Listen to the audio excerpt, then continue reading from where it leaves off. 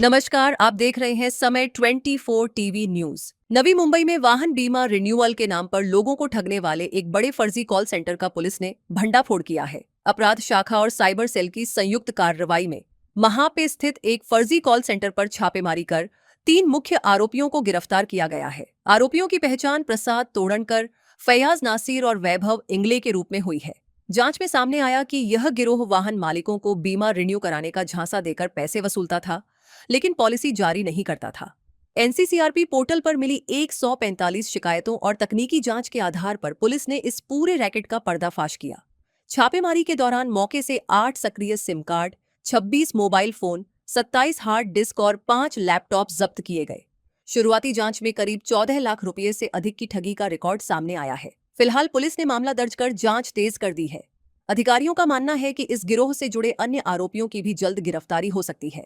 Camera person के साथ गोपाल पासवान, समय 24 TV news, Navi Mumbai.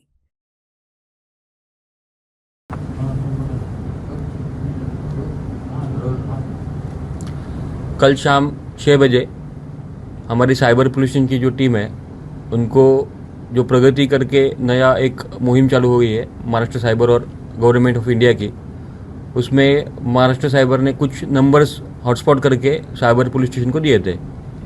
Cyber police station के पीआई श्री पाटिल और उनके क्राइम पीआई श्री जादव, इन दोनों ने उस पर वर्कआउट किया और कुछ टेक्निकल एनालिसिस करने के बाद एक जगह उनको ऐसा लोकेट हुआ कि जहाँ उस जगह पे कॉल सेंटर चलाया जा रहा है और वहाँ से बहुत से लोगों को फ़ोन करके अमाउंट इंश्योरेंस क्लेम करके, इंश्योरेंस की हम आपको मोटर इंश्योरेंस निकाल के देंगे, ऐसा क्लेम करके उनसे पैसे लिए जाते हैं और बाद में उनको कुछ क्लेम नहीं दिया जाता है।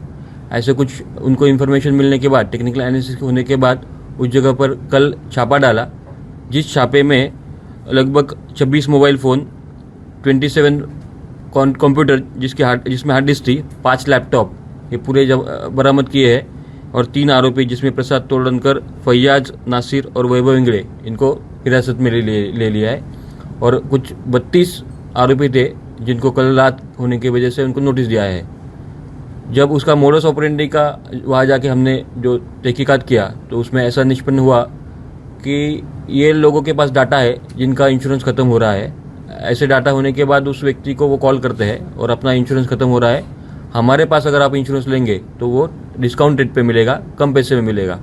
उसकी वजह से वो कस्टमर जो है उनको कांटेक्ट करके उनके फ़ोन के ऊपर जो स्कैनर दिया जाता है या लिंक दी जाती है, उस लिंक पे या फिर स्कैनर पे वो पेमेंट करते हैं। कुछ वो ऐसा होने के बाद वो लगभग अगर 100 इंश्योरेंस का उन्होंने पॉलिसी क्लेम किया तो उसमें से 10-15 लोगों को इंश्योरेंस का पॉलिसी देते ही नहीं थे, पैसे अपने पास रखते थे। और लगभग एक कस्टमर का अमाउंट 10-11 हज़ार रुपये रहता है। वो आदमी फ़ोन करता है, फ़ोन करने के बाद ये ब्लॉक में डाल देते हैं। 10-11 हज़ार रुपये होने के बाद, मतलब ज़्यादा अमाउंट नहीं होने के बाद भी आदमी 4 बार फ़ोन करता है, 5 बार फ़ोन करता है। उसके बाद काम की वजह से वो भूल जाता है और उसकी तरफ से ऐसे उनके रकम फंसों की जो रकम रहती है, फ्रॉड की अमाउंट वो बढ़ती जा रही थी। ये एक तरह क्या होगा है। दूसरा जो तहकीकात में, इन्वेस्टिगेशन में ऐसा उसमें सामने आया है कि बहुत से लोगों के उन्होंने क्या किया है कि इंश्योरेंस का पॉलिसी दे दिया, इंश्योरेंस पैसे ले लिया। रिलायंस एक कंपनी है या फिर अलग जो इंश्योरेंस कंपनी है उनको वो पेमेंट कर देते हैं, उनके पास से इंश्योरेंस पॉलिसी ले लेते हैं।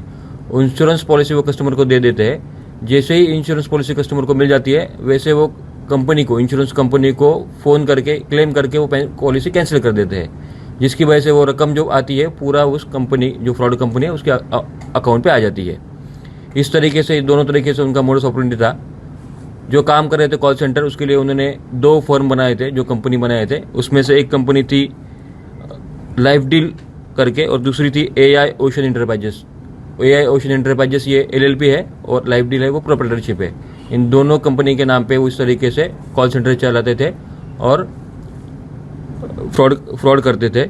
अभी तक जो हमारे पास जो मालूमात मिली है उसके अनुसार जो मोबाइल नंबर वहाँ से प्राप्त हुए उसमें 145 कंप्लेंट्स NCRP पोर्टल पर दाखिल है। इसमें 3 आरोपी अटक किए हैं, 32 आरोपी को नोटिस दिया है। आगे इन्वेस्टिगेशन चालू है। बैकग्राउंड क्या था? क्या आरोपियों का बैकग्राउंड क्या है? जो तीनों आरोपी है उनमें से बहुत से आरोपी का एक 12th पास है, कोई ग्रेजुएट है, इस टाइप का बैकग्राउंड है। अरेस्ट किए हैं, इनका बैकग्राउंड क्या है? तीनों 12th पास है एजुकेशन वाइज और कुछ उसमें से एक ग्रेजुएट। अभी तक तो इन्वेस्टिगेशन में ऐसा कुछ निष्पन्न नहीं हुआ कि इनके ऊपर कुछ गुना दाखिल है। कब से सर चालू था? अभी जो इन्फॉर्मेशन मिला है उसमें 7 महीने हो गए, 7-8 महीने तब से चालू है। सर अभी sir last time CP sir ने ऐसा आदेश था कि जितने मेडिसिन में रेंट पे जो चला रहे हैं तो उनका भी रजिस्ट्रेशन कंपलसरी किया। हाँ, अभी तो कल ही रेड हुआ है, अभी इन्वेस्टिगेशन में पता चलेगा कि उस रेंट पे कुछ एग्रीमेंट किया है नहीं किया है, उसका इन्वेस्टिगेशन हो जाएगा।